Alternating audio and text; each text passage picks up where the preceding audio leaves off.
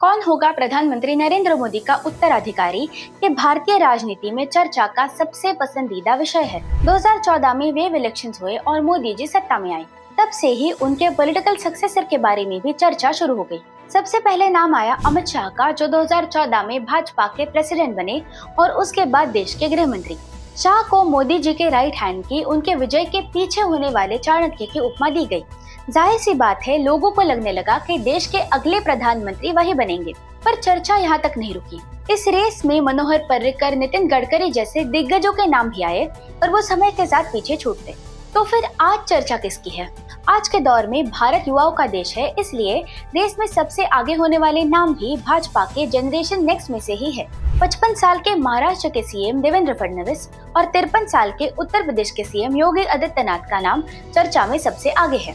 देवेंद्र फडणवीस को एक कंपोज्ड और पॉलिसी ड्रिवन नेता के रूप में देखा जाता है। हाईवेज, मेट्रोज, कोस्टल रोड जैसे और इंफ्रास्ट्रक्चरल प्रोजेक्ट्स के इम्प्लीमेंटेशन में उनकी एक्सपर्टीज है। महाराष्ट्र जैसे राजनीतिक रूप से एक जटिल राज्य को संभालना उनकी एडमिनिस्ट्रेटिव एबिलिटीज का सबसे बड़ा प्रमाण माना जाता है। अभी डावोस में हुए वर्ल्ड इकोनॉमिक फोरम में महाराष्ट्र सरकार ने 30 लाख करोड़ जितनी भारी वैल्यू के एमओयू साइन किए। इससे फडणवीस जी का फोकस किस दिशा में है ये स्पष्ट होता है। 2014 में जब उन्होंने पहली बार मुख्यमंत्री पद की शपथ ली, तो वो शरद पवार जी के बाद महाराष्ट्र के सेकेंड यंगेस्ट चीफ मिनिस्टर बने और राज्य में 47 साल जितने लंबे समय के बाद एक फुल टर्म सक्सेसफुली पूरी करते हुए अपनी राजनीतिक काबिलियत की झलक दिखा दी। आरएसएस बैकग्राउंड, ऑर्गेनाइजेशन पर पकड़ और इंफ्रामैन की उनकी इमेज उन्हें इस रेस का एक तगड़ा दावेदार बनाती है। ये सब मुद्दे तो प्रोज हुए, पर कुछ कॉन्स भी है जो शायद कभी उनके आड़े आ सकते हैं। सबसे पहले तो वो जिस जाति से आते हैं वो संख्या में इतनी कम है कि उनका वोटर बेस कभी नहीं बन सकती। कुछ लोग जो केवल हिंदुत्व के मुद्दे पर भाजपा को वोट डालते हैं, उन्हें फडणवीस जी की ये इमेज थोड़ी सॉफ्ट लग सकती है। महाराष्ट्र के राजनीति में उनकी एक श्रूड पॉलिटिशियन की इमेज भी बन गई है। लोगों को लगता है कि उनके लिए दिक्कतें पैदा करने वाली हर एक कठिनाई को वो एक बुलडोजर की तरह अपने रास्ते से हटा देते हैं। ये इमेज भी कुछ हद तक उनके खिलाफ जा सकती है। दूसरी तरफ है योगी आदित्यनाथ, जो बिल्कुल ही अलग राजनीतिक शैली का प्रतिनिधित्व करते हैं। उत्तर प्रदेश जैसे पॉपुलस राज्य में 2 बार सीएम बनना, strong law and order image और एक मास लीडर के रूप में उनकी पहचान उन्हें बीजेपी के कोर वोटर बेस में बहुत ही लोकप्रिय बनाती है। योगी को मोदी जी के हार्ड गवर्नेंस मॉडल का सबसे बेहतरीन टॉर्च बेरर भी माना जाता है। आज उत्तर प्रदेश पर होने वाले बीमारू राज्य के टैग को धीरे धीरे हटाने का काम भी उन्होंने बड़े डेडिकेशन के साथ किया है। योगी जी के नेतृत्व में उत्तर प्रदेश एक लॉ एंड ऑर्डर के ट्रांसफॉर्मेशन से गुजरा है, जो राज्य के विकास के लिए आवश्यक था। माफिया और जंगल राज के विरुद्ध कड़ी कार्रवाई और एडमिनिस्ट्रेटिव डिसिप्लिन ने उन्हें पहले के नेताओं से और चीफ मिनिस्टर से अलग ठहराया। योगी के राजनीति में हेजिटेशन के लिए कम जगह है, उनके फैसले तेज होते हैं और ग्राउंड पे दिखाई देते हैं।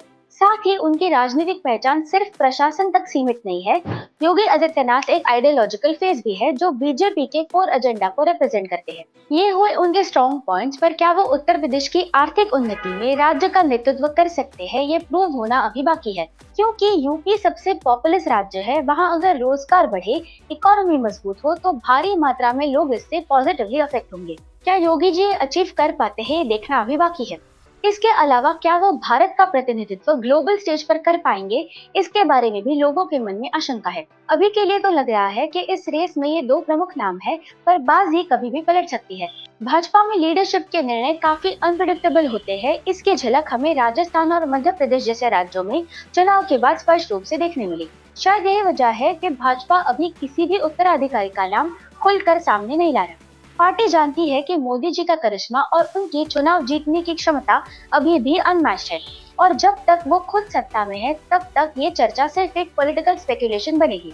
इस रेस में योगी जी और देवेंद्र फडणवीस में से कौन आगे निकल जाएगा, या जहां एक तरफ भारत की नजरें इन दोनों पर टिकी हुई है, कोई तीसरा ही आकर अपना ट्रम्प कार्ड खेलेगा? आपको क्या लगता है? आपकी राय हमें कमेंट से बताइए। For more such news and analysis, follow our channel Brahma times.